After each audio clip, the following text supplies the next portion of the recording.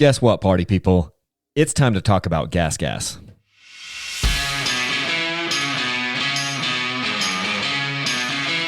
That's right. Let's talk about the 2022 GasGas EC 300. This is a bike that was a long time coming for me. I was supposed to have this bike quite a few years ago. In fact, I was supposed to have this bike before KTM did a majority share buyout in the company. My interest in the GasGas waned significantly when KTM bought it, because then I was like, okay, this is just going to be a red KTM, and we already have a white KTM called Husky. I don't have too much, negativity towards it. There's a lot of people that really were mad at KTM for buying that thing off. What I think those people don't know or forget is that GasGas had gone bankrupt 2 times in the last 10 years before, in the prior 10 years to that time. And their parent company was just going to dump them. They just weren't going to be existing as a brand. And so KTM came in there and injected some money back into that thing. And then it actually gets to continue as a brand. Albeit a red KTM, where pretty much everything on the bike is just like you would find on a KTM or a Husqvarna. Notice how I don't say Husqvarna. I say Husqvarna. Because if you look at how it's spelled, it's Husqvarna. It's supposed to be that sweet. I don't have a Swedish accent. I've gotten into F1 a little bit here, and so I'm looking at all these European names and European pronunciations, but I'm not going to try that. I just muted this thing, I think. Sorry there. I kind of muted the recording. I hit the wrong button. But anyway, so the GasGas EC 300, that's what we're going to talk about today. It's the 2022 model. It's beautiful. It's red. It rips. Holy crap, it rips. That TPI motor on that 2022 is great. They've continued to kind of adjust their fuel mapping each year of TPI. This is now the 5th year of TPI, because you had 18, 19, 20, 21, 22. Yeah, so it's the 5th year that we've had TPI. The rumors are that they may kind of adjust where the throttle body, adjust where the injection comes in the 2023 model year. So we'll see if that actually happens with KTM, Husky, and GasGas, but they've continued to improve it. I honestly, they're fantastic bikes. There's so many people that want to poo-poo the TPI system, and I don't really fully understand why they want to do that, because honestly, I've had more TPI bikes than probably just about anyone. There's probably somebody else that's bought more of them, but I'm right up there of the people that have had more of these bikes than just about anybody else, and I will say that they run amazing. Some tuning is required sometimes. It's not like a 4-stroke where it just runs perfect right out of the box all the time. It runs 95%. 95%. None of your carbureted bikes run as good right out of the gate as what a TPI bike does. That's, in my experience, that's been the case. So this is a kind of a first impressions type podcast here. I'm not going to give the full review because I don't know. I've actually only gone on 2 rides on the bike. There's been a lot of stuff going on here, behind the scenes with my business and with my family, and it's colder at this time of year. I'm recording this podcast on November 30th, right kind of after the Thanksgiving holiday here and the break and everything. And by the way, if you want to support Dirt Bike Channel, one of the best ways you can do it is by participating in the sweepstakes that we have going. Right now, it is November 30th, and right now and through December 30th, you can enter to win 2 different motorcycles that I'm giving away. I'm giving away a 250XC, a 2021 KTM 250XC, and a 2022 KTM 250 SXF. It's the motocross bike. 2 people are going to win dirt bikes in this sweepstakes. It's guaranteed. It's bonded. It's insured. It takes a lot of money. It takes a lot of money to do that. You can get entered over at dirtbikechannel.com. Buy yourself some gear, from some DBC gear. That's a great way to enter. You can also use my affiliate links for Rocky Mountain ATV. That also gives you entries into the sweepstakes. And my last winner, Chris Hadley from Plain City, Utah, guess what? He won that bike because of him clicking on my link. He just went over to buy a sprocket for his Husqvarna, and he's got a 2016 TE300. He needed a sprocket. He used my link to go to Rocky Mountain ATV and buy a sprocket. And that, we tracked it down. That is what pushed him over the edge. That's how he won a bike from me. So you can use that. You can use my affiliate links to Rocky Mountain ATV. By the way, once you click on my affiliate links, anything Rocky Mountain ATV sells gives you credit in those sweepstakes. You don't have to buy any of the things that I have like some lists of things up there to kind of get your juices flowing, but that's just to get the juices flowing. You can buy anything that they sell, and it helps give me credit. I get a referral bonus for you using my link. It's good for everybody. So that's one of my favorite ways for you to support this. You can also enter the sweepstakes if you've never signed up for my SMS list, like giving your phone number to me so that we can text you. That gives you some entries. If you've never signed up for my email list, I have all that stuff over on dirtbikechannel.com. So go check that out. So let's kind of talk about the first impressions here of the GasGas. I'm going to talk about some of the things that I talked about in my YouTube video for this initial impressions a couple of weeks ago. And then since that day that I did that initial impressions on the bike, I've ridden it one other time where I put a little bit. So the first time I rode the bike, it was kind of out in the desert, just doing some faster stuff. There was no slow technical, at least not really anything to speak of, just kind of a faster ride to go get the feel of the bike. And I don't want to say break it in, because I don't really think there is a motor break in or suspension break in. I honestly don't think there is, but just kind of get me some time on it. So I did that the first ride, and then, I gave the first impressions. And now I've ridden the bike one additional time a couple weeks ago, and where we did more soft enduro stuff. It was a good mix where we had some faster flowing stuff, and then we also had some pretty technical stuff.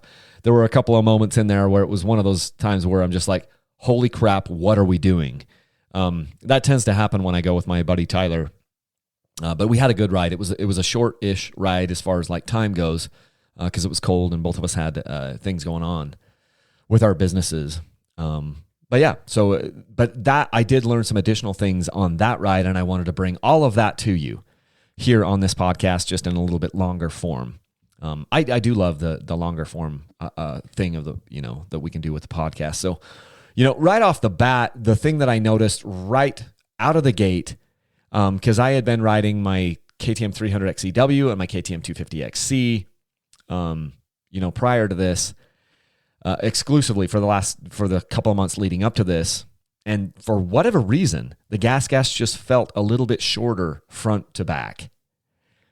I don't know if there's something different that is happening with the front end of that bike, or if there's some slight difference in the rear end. It's funny because it's got a linkage. The GasGas EC 300 has linkage. It's got the transmission of your KTM XEWs or the Husqvarna TE bikes. So it's got the wide ratio transmission with the low first gear, low second gear, and a bigger gap between second and third. It has that. But it's also got the linkage similar to what you'd get on the Husky TE 300, the linkage on the rear suspension. For a hard enduro style bike, I'm actually kind of leaning now towards the PDSs where the shock hooks to the top of the swing arm, and everyone wants to poo-poo that. I think it's because they read some article in a magazine in 1995 or 2000 or 2005 where it didn't work in motocross or supercross or something. My thought is, if you get these things set up properly with the right amount of sag, especially with the way the geometry of the front ends is now on these bikes, I cannot tell the difference between a linkage bike and a PDS bike. I can't tell. Maybe you can. Maybe you're so much more adept. The problem with a linkage bike, if you're going to do slow, hard enduro, soft enduro stuff, is that linkage. It's just another thing to hit on rocks and logs and things. You've got to protect that, and your bike doesn't slide as easily off of things. You can get hung up. That linkage can get hung up a little bit on some things, and that causes some issues. So, if it's going to be super hard enduro stuff, that is kind of a knock on the GasGas because it has that. A lot of you may disagree with me on that, and that's totally fine. I'm just saying I have both bikes. I've got the bikes that have linkage, and I've got bikes that don't have linkage.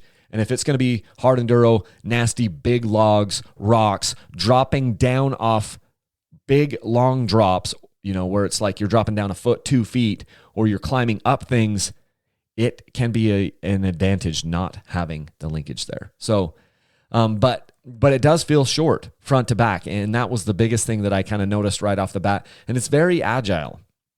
So some of these bikes are just more agile than others. You can change that a lot by just changing the height of your forks.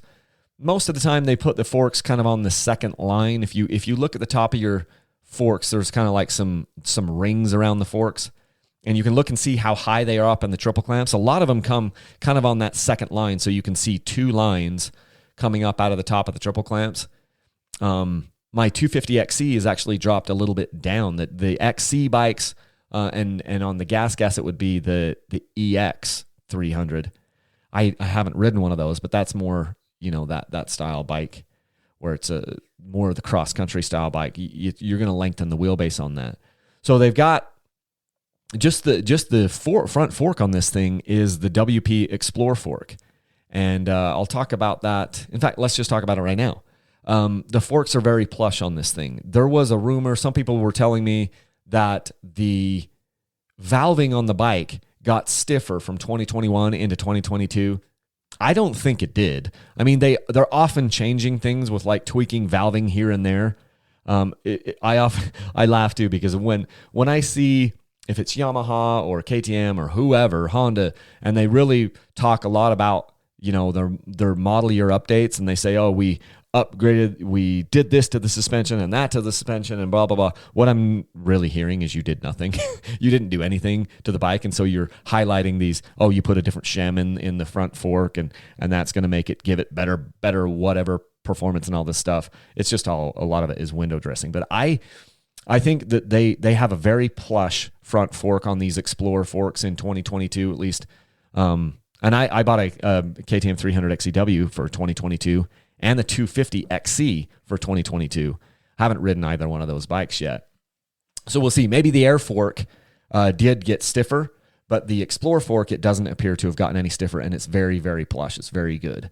I think most people, if you're within that, 155 to 185 range, you're not going to need to change spring rates, and it's going to be pretty darn good for you, unless you're like some super high strung, fast desert racer person, and then maybe you are going to have to, stiffen the forks up or whatever. But you'll definitely pay for it in the slower stuff. So the question is, do you want the bike to be set up for the slower, more technical stuff? And that's where the EC300 is already set up. And when I say slower, I'm just saying, high third gear and down.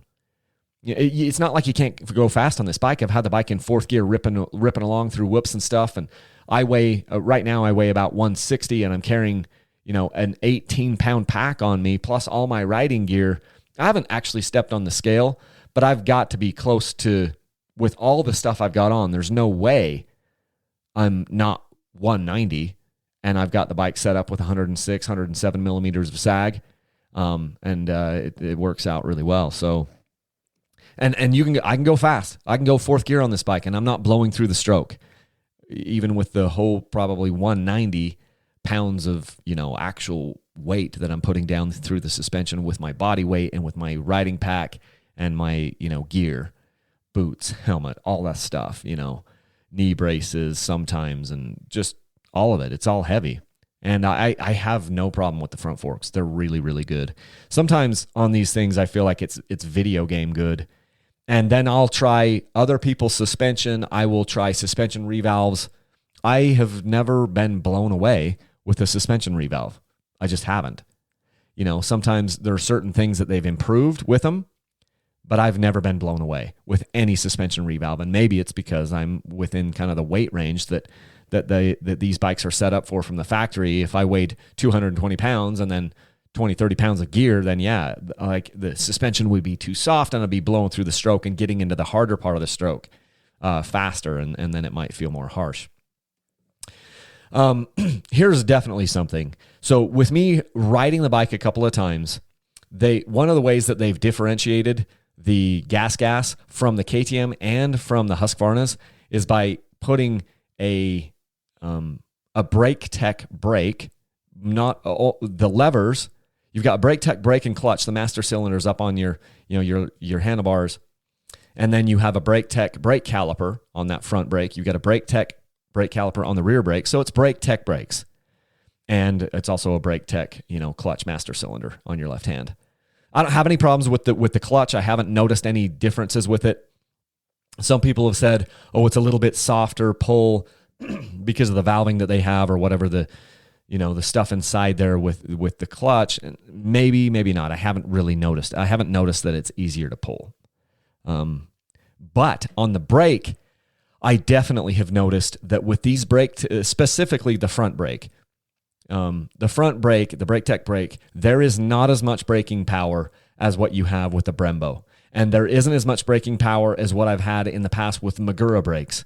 In fact, I would say there isn't as much power as even a Nissan brake.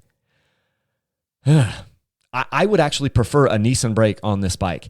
The the Brake Tech brake on the GasGas, it's got good feel, but there's not like a lot of power on it. I get to the point where I almost feel like I need two fingers. And part of it is because there's enough creep. I'm using the term creep because you have to pull the lever in more, so much more than you would on a Brembo brake. And so now you're pulling that brake closer to the bar. And by the time some of the times on these super steep downhills that I did on my second ride, it bothered me more on the second ride than it did on the first ride because I'm pulling in further, closer to the bar.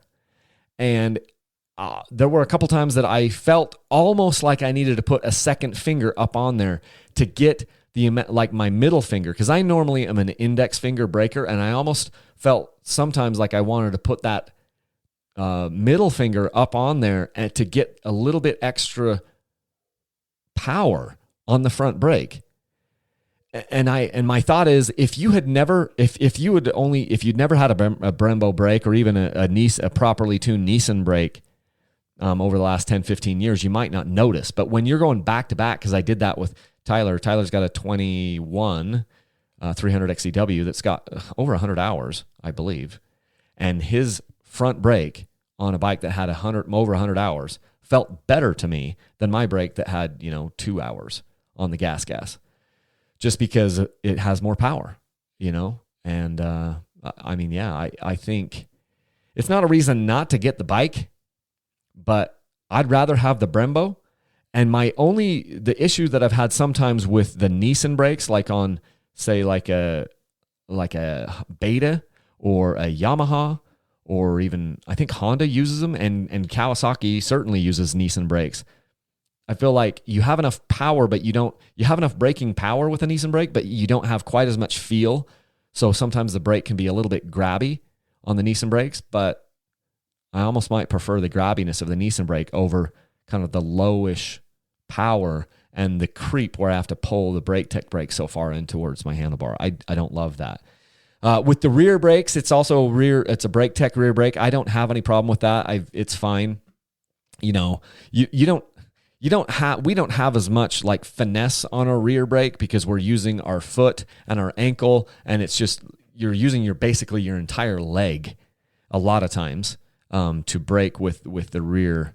And I don't have enough finesse where I can tell the difference, and so I don't have any problems with the rear brake. It was totally fine. I wish the bike came with handguards, and it's funny because it doesn't come with handguards. It's the only KTM or Husky that doesn't. Well, I've never bought a KTM or a Husky that didn't come with handguards, but the GasGas did not.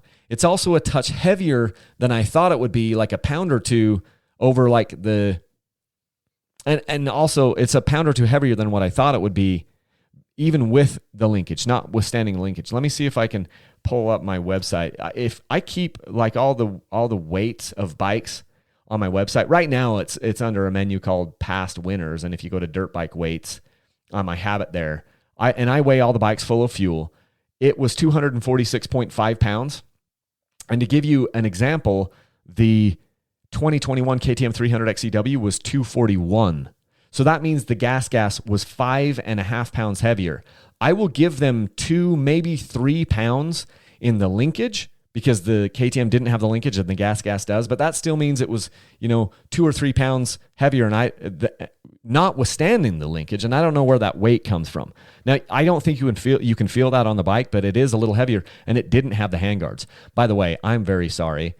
I screwed up major because my 2022 KTM 250XC, I didn't weigh the sucker before I started putting stuff on it. I started setting it up, and I have several parts on the bike as I'm setting it up for riding here soon. And I'm just like, oh my gosh, I didn't weigh it with no aftermarket parts on it. So I won't have a 2022 KTM 250XC weight on my website because I couldn't do it. I stinking forgot. So I need to get the 300 XCW in there and just weigh it before I put anything on it. But with the KTM, I already had a skid plate on there. I already put a radiator fan on the bike and a headlight on the bike and a couple of other things. And then I'm like, oh my gosh, I forgot to weigh it. So anyway, but the GasGas is a little heavier than I thought it would be. I don't know exactly where that weight is coming from. There's a couple pounds in there that I can't really put a name on, especially because it doesn't have handguards. As far as the power goes, it's really smooth. There's really smooth power on the bottom end of that bike. This is and I think it's just the luck of the draw. This is one of the best running TPI bikes I've ever had as far as just right out of the gate, because I took it out the first ride and I hadn't even adjusted the air bypass screw. That's the, screw on the side of the bike. KTM says that's how do you adjust your idle? That isn't. I mean, you can adjust, the idle does get adjusted by that, turning that thing, but it's only a secondary thing. If you want to really adjust the idle on the bike, you have to put an idle screw in the bike, which I have videos on. But I didn't do that the first ride. I didn't do it the first ride or the second ride. I didn't touch the air bypass screw, and I didn't touch the power valve on the right-hand side of the bike, the little square brass key or whatever, the brass bolt in there. I didn't use that, and it's very smooth. It's got a lot of power. Tyler rode the bike when we went and did our soft enduro thing, and I hadn't touched the air bypass screw, and he said, man, that sucker is a screamer. He was like, this motor screams right out of the gate, runs exceptionally well. And we were comparing it to his, bike that had a different ECU and maybe even a different head. He tries a lot of stuff. I try a lot of stuff. And I don't think that there was any benefit. Like the GasGas in stock form ran just as well as a TPI bike that had aftermarket ECU and aftermarket head and all this stuff. So a lot of that stuff I think is, well, I won't tell you what I think a lot of those additional products are. But the bike is a screamer. Does this bike have any TPI problems? I cannot tell. It sure doesn't appear to me. It runs amazing. However, during that day, we were doing some soft enduro stuff. And when you're doing soft enduro stuff, you got a lot of low RPMs for a long time. And what I've noticed is you'll really be able to tell if your TPI bike needs that air screw in there when you're doing steep downhills. Steep, very slow, very technical downhills. The bike will start to die. And then if you adjust your air screw out to bring the idle up, then it gets too lean and then the bike doesn't run good. It's got a hanging idle. And so I could tell for sure on that second ride, because of the soft enduro type stuff that we were doing, steep downhills, popping the front end over logs and just really sticking your butt back as far as you can as you push off the handlebars and go down these really, really steep angles and side hills and stuff. I was like, the bike stalled so many times. I was so glad it had electric start. I probably had to start the bike 20, 30 times extra because it just wouldn't stay running on those steep downhills. And so right after that, I knew that I was going to have to go home and install the idle screw inside the throttle body. So you take your tank off, you take your seat off. I take the bolts out of the subframe, the lower bolts out of the subframe, and just loosen the top bolts in the subframe. And then obviously you have to take off your air boot off the throttle body, which is pretty much the hardest thing. And then you swing the subframe of the bike up, and that way you can pull your throttle body off. I've done this twice in the last week because I did it to the GasGas and I did it to my 250XC. So twice in the last week, I have pulled these bikes apart and used heat to heat up the glued-in grub screw that KTM puts in that Del Orto throttle body, and then put in a screw that I can actually adjust the idle. I've done it twice in the last week, and I've actually gotten better about it. I have kind of a technique that I use to get that air boot off of the back of the throttle body. It's a 6 millimeter hose clamp, 6 millimeter bolt on that hose clamp that you use to loosen that hose clamp on the back of the throttle body. It's the air boot. You're pulling off the air boot. And I just kind of jam a screwdriver in there now, a flat blade screwdriver, knowing that this is it's almost like it's glued to the freaking throttle body. I don't know why that is, but it just kind of like adheres to that cast aluminum throttle body. I'll jam a screwdriver back in behind, underneath the air boot and get it on the back of the throttle body, and then just kind of pry that out while I'm pushing up on the rear fender, and then boom, it pops off. I used to have such a trouble with those. But now the last couple that I've done have actually been pretty slick because I'm just using more pressure than I used to use before in the right place with the screwdriver. So I did install the idle screw, but I haven't ridden it since because a lot of stuff is going on behind the scenes here. So the next time I go out, I'm going to take a flat blade screwdriver, which is always in my riding pack. And I will then adjust that air bypass screw. I will start with it I'll probably turn it all the way in and then back it out one turn and then just kind of tune the bike with that and just keep tuning it to get it into a spot. Because I think it was about 3.5, 4 turns out. Right now, when it was stock, I've turned it in and then backed it out one turn. Each one of these bikes has been a little bit different, especially each model year. I've had to have that air bypass screw in a slightly different place because they keep adjusting the fuel mapping, and they've made it more rich, which is great. 2018, 2019, the bikes ran really, really lean on the bottom end. Now here in 2020 and 2021 and now 2022, they appear to have more fuel in the low RPMs, which is a good thing. And so I'll go out there and I'll tune that. And honestly, my guess is I won't really need to touch the power valve. So when I'm tuning the bikes, the very first thing that I'm doing is I'm using my air bypass screw. I'm reaching under the car or under the throttle body and using the newly installed idle screw to adjust the idle where I want it, and then I can adjust my air bypass screw, which is that silver screw on the outside. I can adjust that independently, of the idle, and I can get the thing to run. It's almost like just tuning your idle circuit on a traditional carburetor. That's how it kind of feels, is what you're doing there. And then once I get it running like that, then I ask myself, does it feel like it's spinning all the way up to getting into the meat of the power, and is it smooth through that transition? And if it is, then I'm not adjusting the power valve. If I feel like there's like a little bit of a rough spot or something, then I start playing with the power valve in like half turn or quarter turn increments, one way or the other, to kind of get the bike to feel smooth and to feel like it hits the way I want it to hit. I don't even put a different spring in there. In the old bikes, they would give you, it would come installed with the yellow auxiliary spring, and you could put the green one in, which would keep the power valve closed longer, or you could, or close up until a higher RPM, I should say. Or you could put the red spring in there, and that would allow the power valve to come fully open at a lower RPM. And I used to think 5, 10 years, 5, 6, 8 years ago, I'm like, oh, I'm a red spring guy. Now I'm just like, I don't know. I think I can get just as much tuning out of the bike by leaving the main spring that's in there, which they give you the yellow spring. They don't even give you springs anymore, but I feel like I can tune it. And each bike is a little bit of an individual. And this one, I'm not sure that I'll need to change it. My gut feeling is I won't. And then just last thing about it, I really do like the red color. I love it. I love it being different. I love seeing the red fender up there.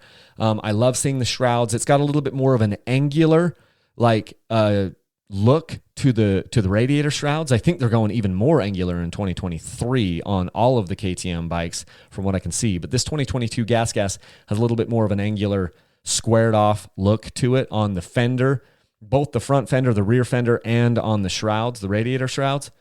The one thing I wish is that I'm not a super fan of the white. So they've got a white rear fender, and it's got a white airbox cover to get to your air filter, and that just ends up looking dingy.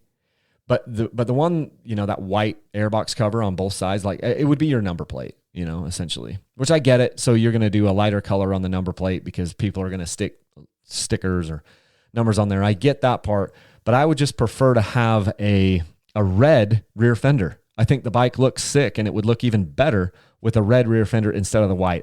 Same thing on the KTMs. Like the KTM 250XC, it's got a white rear fender.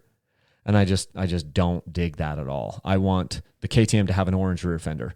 I want the Husky to have a blue rear fender. I mean, well, the Husky's more white anyway, so whatever. Throw a bunch of white on the Husky. But I don't like a bunch of white on the GasGas. I want it to be red. Honda does it right. Honda typically doesn't put like a bunch of white on their bikes. So Honda has got it down, but KTM and GasGas, a little less white on these bikes is what I would prefer. The bike looks sweet. Lean into the red, man. Lean into it. That's what I say. So yeah, that's those are my initial impressions of the GasGas 2022 GasGas EC300. Really loving the bike, really enjoying it. It will be a sweepstakes bike sometime in early 2022. That feels good. I'm ready for 2021 to be over. I just am. I'm more of an even number guy. Even though I was born on an odd number back in the 80s, I feel better about even numbers. I just do. And so coming into 2022, I hope that we have a really good year. And if you make sure you get your entries, it's the last hurrah of 2021. We've got that sweepstakes going where you can win my favorite bike on the whole planet, the KTM 250XC. I love that bike. And also consolation prize. If you're not the grand prize winner, you're going to get that 2022 KTM 250 SXF. I want to do some more track riding next year, but I don't want to do it on an orange bike. I want to do it on any other color. Honda would be my top preference. I want to get a Honda. I want to get the Honda CRF 250 RX for sure, if I can. And if I was getting another track bike, I would either get the Honda or the Yamaha, the YZ250, YZ250F, I guess is what it would be. So yeah, you can win both of those bikes for me. It would be super cool. And you can also use my links to Rocky Mountain ATV, to get entered. You can get entered at dirtbikechannel.com. You can use my links to Rocky Mountain ATV. You can do a bunch of things. You can also send in a postcard, but that's no fun because that doesn't make the world go around. But it does keep the things legal, these sweepstakes legal. So thank you so much for the support. If you have podcast topics, sorry that they've been so spotty. You would not believe the things that I've been dealing with on my side. I try to keep you guys shielded from most of that, but you wouldn't believe it. What's happened, even if I told you. So, but if you have podcast topics, send them over to me, Kyle at dirtbikechannel.com or customer service at dirtbikechannel.com, and we'll take a look at them. So until next time, thanks so much, and leave a single track. Appreciate it, guys.